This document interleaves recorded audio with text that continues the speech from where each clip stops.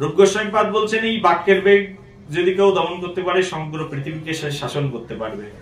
6টি বেগের মধ্যে একটি বেগের নাম কি? বাক্যের বেগ, বাচো বেগম। বাচো বেগম শব্দের অর্থ হচ্ছে বাক্যের বেগ দমন করা। তো বাক্যের বেগকে কি করে দমন করা যায়? আমরা তো বাক্য ছোটবেলা থেকেই বলি। যেদিন থেকে আমরা জন্মগ্রহণ করতে শিখেছি সেদিন থেকে আমরা কি বলি? কথা বলি। জন্মগ্রহণ করার পরে একটা শিশু যদি কথা না বলে, না কাঁদে, মুখ দিয়ে যদি বাক্য বের না করে, তাহলে ডাক্তার তাকে পিটিয়ে পিটিয়ে বাক্য বের করানোর জন্য চেষ্টা করে। হ্যাঁ কি না বলো? কোন সন্তান জন্মগ্রহণ করে যদি না কাঁদে তাহলে মনে করে মৃত সন্তান জন্মগ্রহণ করেছে। সেই জন্য প্রথমে তাকে ধরে পিটাতে থাকে, কাঁদ কাঁদ কাঁদ, বল কথা বল কথা বল, পিটিয়ে দেখে। যেই না কথা বলেছে তখন এরকম হাসিতে সবাই পেটে পড়ে, হা হা হা হা, আমার ছেলে কেঁদে উঠেছে, তার মানে ছেলে সুস্থ আছে। ছোট থেকেই আমাদের ভিতরে আকুতি থাকে, কথা বলার প্রবণতা থাকে। ছোট বাচ্চা শুয়ে থেকে মায়ের কোলে কিছু বলতে চায়, কিন্তু সে ভাষা বোঝে না, তাই বলতে পারে না।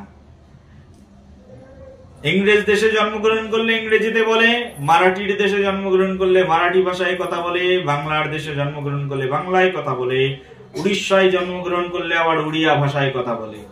সবাই কথা বলে। জন্মগ্রহণের সঙ্গে সঙ্গে প্রত্যেকেই কি করেন? কিছু না কিছু বাক্য আলাপন করেন। সেই জন্য শাস্ত্র বলছে যে এই ছোটবেলা থেকেই আমাদের একটা প্রবণতা সবার মধ্যে রয়েছে, আর সেই প্রবণতার নাম হচ্ছে কথা বলার প্রবণতা। এই জগতে সবাই কথা বলতে পছন্দ করে, কিন্তু এই কথাটাই হচ্ছে মানুষের সাধন ভজনের জন্য সবচেয়ে মহাকাল, বড় কাল হচ্ছে এই কথা। কারণ কথা এরকম বস্তু, কথা মানুষকে হাসাতে পারে, কথা মানুষকে কাঁদাতে পারে, আবার কথা মানুষকে নরকে নিয়ে যেতে পারে, এই কথা মানুষকে আবার পরম ধামেও উন্নীত করতে পারে। কথা এরকম একটা বিষয়। হ্যাঁ কি না বলুন? কথা, আপনি এমন কথা বলবেন যে মানুষ কেঁদে যাবে, আবার আপনি এমন কথা বলবেন যে মানুষ হেসে ফেলবে। আপনার কথায় মানুষ দুঃখ পাবে, আপনার কথায় মানুষ আনন্দ পাবে। কথা এমন জিনিস, এই কথায় আপনাকে নরকে নিয়ে যাবে, কথায় আবার আপনাকে পরম ধামে নিয়ে যাবে। যদি আপনি মিথ্যে কথা বলেন, যদি আপনি ছল চাতুরি পূর্ণ কথা বলেন, সেই কথা আপনাকে নরকে নিয়ে যাবে। আবার যদি আপনি সদা সর্বক্ষণ কৃষ্ণ কথা বলেন, কৃষ্ণের নাম গুণ কীর্তন করেন, এই কথায় আপনাকে পরম ধামে নিয়ে যাবে। যেমন সুখদেব গোস্বামীপাদ শুধু কথা বলতে বলতে পরম ধাম লাভ করেছিলেন। বলো সুখদেব গোস্বামীপাদ কি? এই কথা শুনতে শুনতেই পরীক্ষিত মহারাজ পরম ধাম লাভ করেছিলেন। বলো পরীক্ষিত মহারাজ কি? কথা এমন বস্তু যে কথা এই জগতের একটা মূল্যবান বস্তু। তো সেই জন্য বলছে প্রথম বেগটার নাম কি বললো তাহলে রূপ গোস্বামীপাদ? বাচো বেগম। প্রথম বেগের নাম কি তাহলে? বাচো বেগম। বলছে বাক্যের বেগ, প্রথম বেগের নাম হচ্ছে বাক্যের বেগ।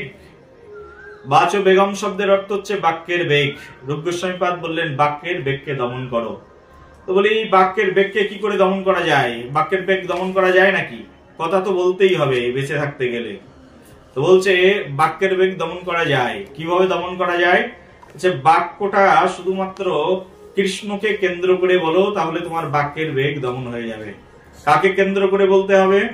ভগবান শ্রীকৃষ্ণকে কেন্দ্র করে আমাদেরকে কথা বলতে হবে। এবং যে যত বেশি কথা কম বলে, বিশেষ করে কলিযুগে, আমার মনে হয় তারাই সবচেয়ে বেশি পুণ্যবান। কথা বেশি বললেই বেশি সমস্যা।